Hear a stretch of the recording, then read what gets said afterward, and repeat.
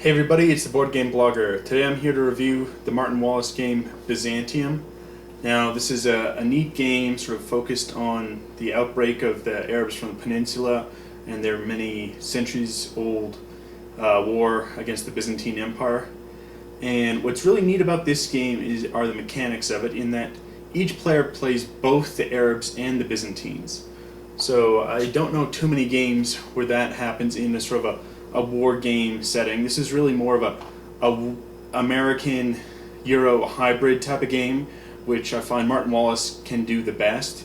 And this is a really neat game. It's pretty quick paced. The box says 2 to 3 hours, and it's 2 to 4 players. If you're doing just 2-player games, the dynamics really change, and I'll get into that more when the game is, when I'm explaining the game. However, if with 2 players, you're probably only around an hour and a half game. I've found with 3 players, it's around the 2-hour mark, and with 4, you're around 2.5 hours or so. So it plays relatively quickly for one of these hybrid games. Like most Wallace games, the rule book isn't the best. It's tough to look up. There's no index. It's tough to kind of really find what you're looking for if you need to go over a rule, and it's tough to understand the rules initially first time. One thing that's good about this Wallace game is there is a player aid sheet in the book. Fortunately, there's just this one, and it's in the book. What I did was I went and photocopied it to make 4 player aid sheets. Some Martin Wallace's more modern games, most recently Few Acres of Snow, has enough separate player aid sheets for all the players, which is good. I think he's getting a lot better. This is a 2004 game, so he's making progress. If you look at the old 2000 Way Out West, the rule book was just black and white, no illustrations, really tough to get your head into. This is better, and then I think Few Acres of Snow and the modern stuff is even better. So he's definitely improving on that, though again, the rulebook is still kind of one of the weaknesses. But the game itself is really great. I love the mechanics. It incorporates the theme really well, and it's just a great game. I think for American players and for Euro players, they should both like this type of game. So why don't we take a look at how it actually plays. Okay, so here's the board on setup. So we can zoom in here. We see the Arabs have 3 cities they can initially start from. Move over here. These are some Persian cities, which is sort of a neutral player. That cities can be sieged and taken over. And then these stacks are the Byzantine cities. Now each stack is sort of the strength of the city. So Alexandria here has 3 city tokens, and so at the end of each turn, and there's 3 turns in each game, the player who owns this city, so let's say if later on in the game yellow owns it at the end of the turn and it's worth 3 city tokens, they're going to score 2 gold or collect 2 gold income for each city token. So Alexandria would net $6, whereas here this city with just 2 would collect only $4. Now that's important because you need to finance your army, and you also need to pay for various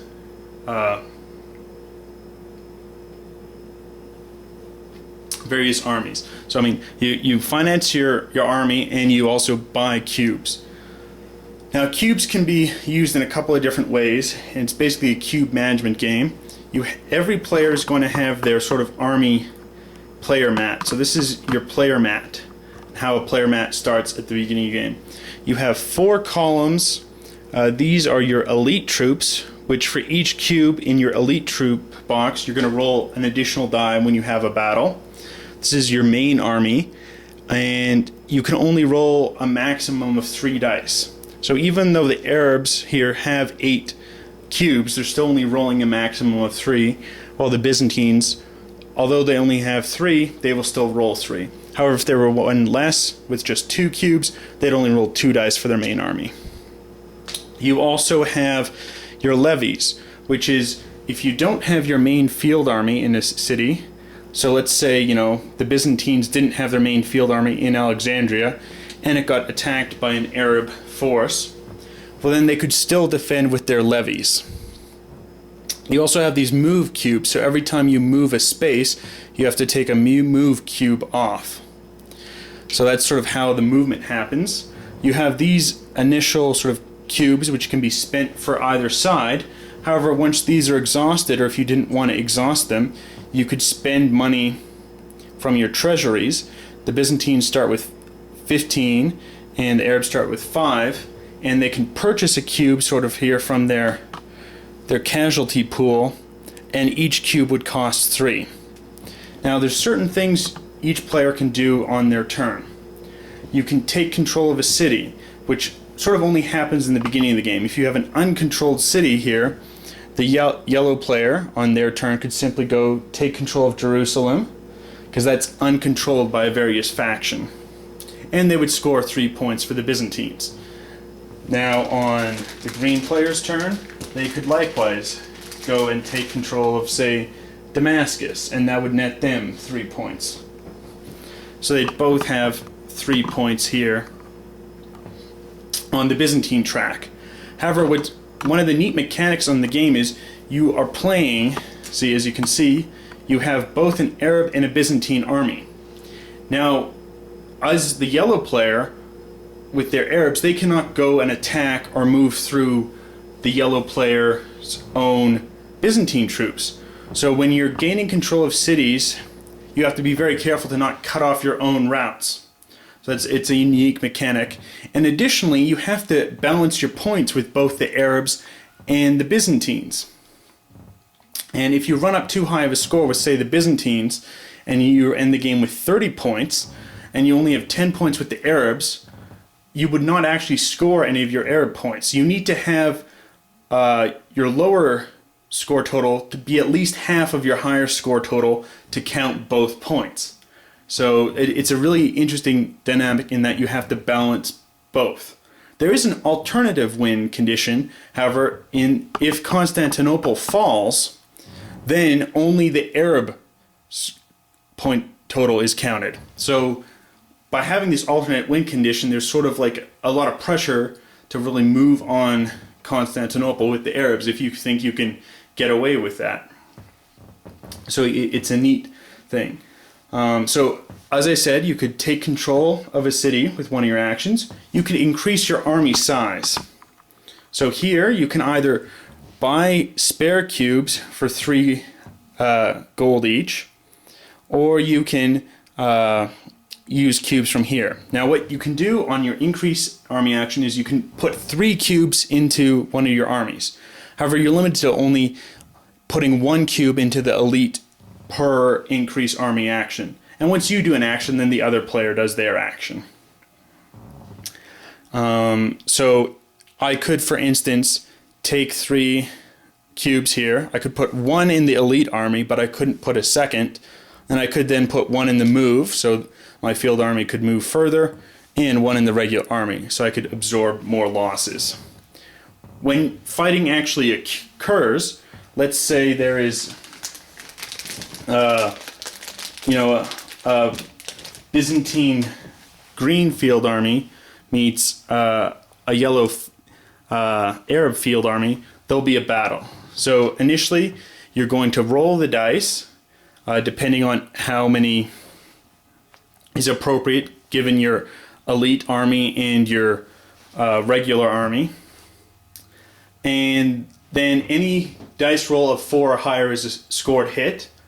Then whoever has the most remaining cubes has won the battle, and the other player has to retreat. You then have to siege the city. So if, for instance, this was how it was, and the green player advanced and successfully beat the battle, yellow would have to retreat. Now yellow could retreat here to a neutral, or it could even retreat to green's Byzantine, because it is Byzantine.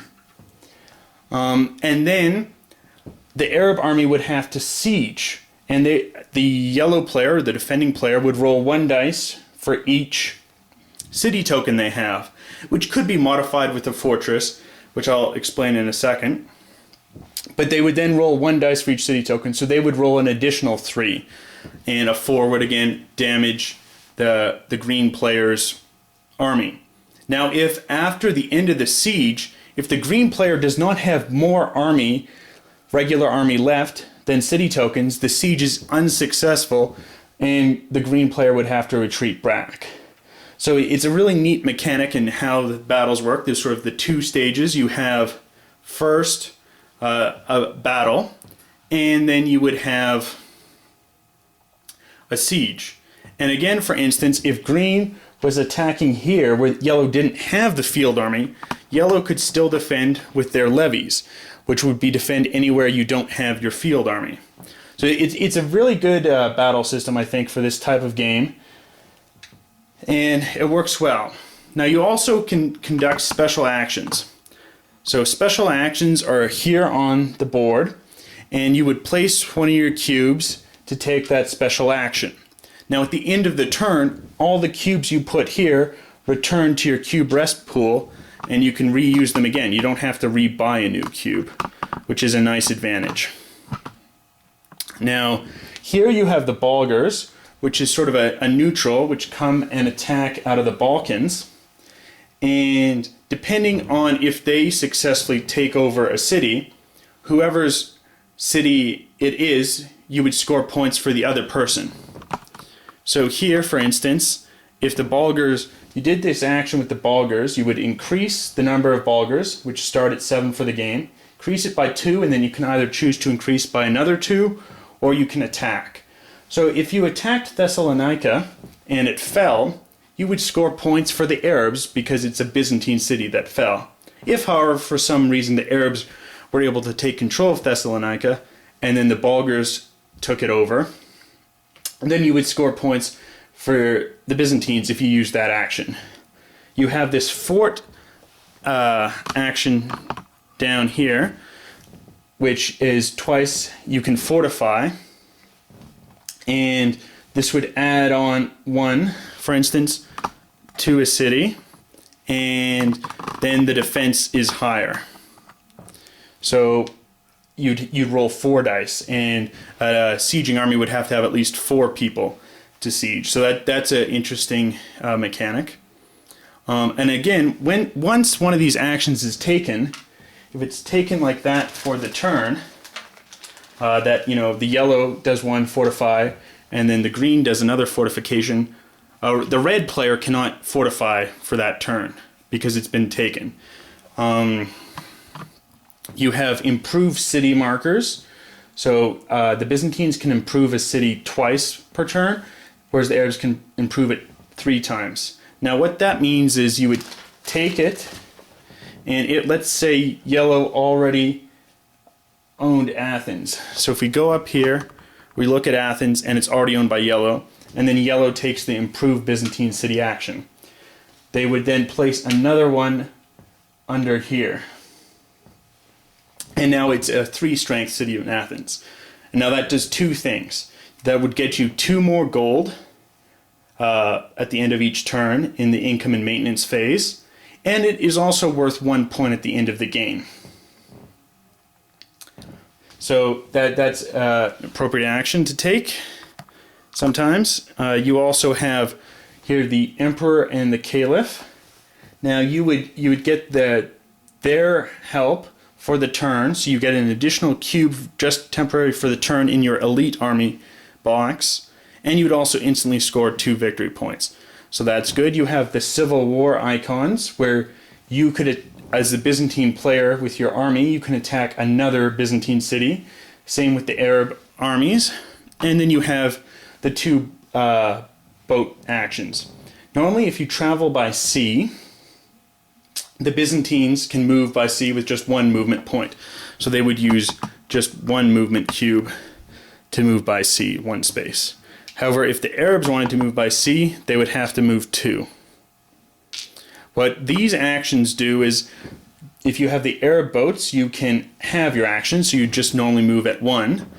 However, if you have the Byzantine fleet, you can double any Arab player's movement, so you could make it, instead of 2, 4.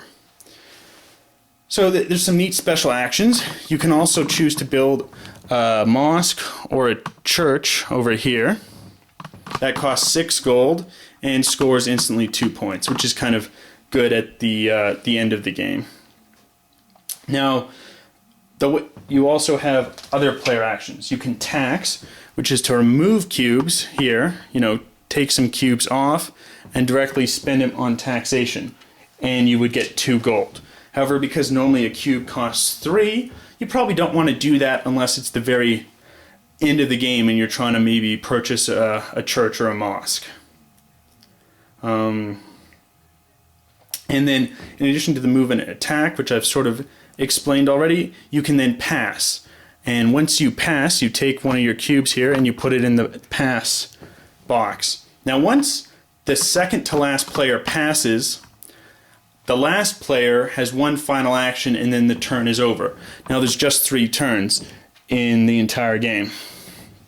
So this really changes the dynamics in a 2-player game. It's not that a 2-player game is bad, and I know in a lot of board games, when it's 2 to 4 players, it's really not worth playing with just 2 players. And you really need multiple players. That's not true in this game, but the dynamics really change, because as soon as you pass in a 2-player game, the other person has just 1 action left. So you're trying to sort of gain the most advantage as you can in a turn and then pass. Whereas in a 3 or 4 player game, 1 player could pass and then the other 2 players could keep on playing several rounds until the turn actually ends, doing several more player actions. So in a 3 or 4 player game, you're trying to actually do everything you possibly can for the turn and then pass. Whereas in the 2-player game, you're just trying to get enough of an advantage over the other player that it's more advantageous for you to pass than to keep allowing the other player to keep going. So it's a neat dynamic switch in that sense. And so the way you score points is, if let's say, you score points for placing and gaining control of cities, or when you successfully siege a city. Let's say here the Arabs successfully siege Jerusalem, which was currently owned by the yellow Byzantines, and with the Arabs here, they would siege it. So what you would do is you would take off this and you would degrade it. So it currently had 3 Byzantines. Now the Arabs would score 2 points right away, because you degrade the city by 1 and then you score the points. And they would also get 2 gold in plunder. And then they would need to take a cube, either from their cube rest box or purchase one for 3 gold. And now they control Jerusalem. But now it's just a value 2 city. So if there's a lot of fighting, cities can degrade a lot, and the income they're producing isn't that great. Now, I mentioned once you have the second to last player pass, then the turn ends and you have income and maintenance. As I mentioned before, you would get 2 gold for each city, but then you would need each city token, not for each city. So again, Jerusalem now would score 4, whereas Damascus here would score 6 gold. But now you would have to pay for your army. So if we zoom in here, we have the price. So we have in the right-hand corner just the setup. So we know the Byzantines start with 1 cube there. However, it would cost 3 gold for each cube you have in your elite army. So you don't really want to end the turn with a huge elite army. It's very expensive to maintain. Though, getting that additional dice roll can be very effective. So here, the Byzantine player would owe 6 for their elite army. For your regular army, you have to pay 1 gold for each cube. So the Byzantine player of yellow would owe 4 for their Byzantines. For your levies, it's 2 per cube, so they would owe another 4 for their levies. And here for their move cubes, you owe 1 for each cube there, so another 3. Now, you would collect the money and you'd put it in your Byzantine treasury, and only Byzantine treasury can be spent on the Byzantine army or Byzantine actions. So you need to make sure you're gaining enough money and income with both sides, sort of to finance your army and keep your army moving. So it's a really interesting game. Plays relatively quick. It's a very different dynamic with 2 players as opposed to the 3 or 4. but it's still a very good game. And I enjoy playing it with two, and it can be very close with two. Just last night, my wife and I played this game, and we ended up scoring the same number of points. I had a little more Arab points, she had a little more Byzantine points, but they actually equaled out. So then we had to go to the tiebreaker, which was who had the most money left. So it's a good game. I'd highly recommend it if you can find a copy. I don't know how easy it is to find. I picked mine up really cheap on a Tanga special, and I just don't know how easy it is to find this game anymore. It's a 2004 game, but if you see it at a decent price, I'd highly recommend it. It's got this sort of Euro elements to it, with taking your special actions, your cube management, generating income, but you still have sort of the war game feel. It's very thematic. You're rolling dice for the battles, and it just incorporates the theme really well. And it seems Martin Wallace is really one of the best at combining the Euro and American elements to board gaming, and he does it really well here. I'd highly recommend getting this game if the theme appeals to you at all, or I think the only reason you shouldn't get this game is if you don't like any luck, because there's definitely some dice. If you don't like diplomacy, because you're sort of negotiating with the other players. We gotta stop the red player. He's marching on Constantinople and he's got the Arab point lead. We gotta stop him. And there's just you're gonna have a lot of diplomacy, and you've got some luck in this game.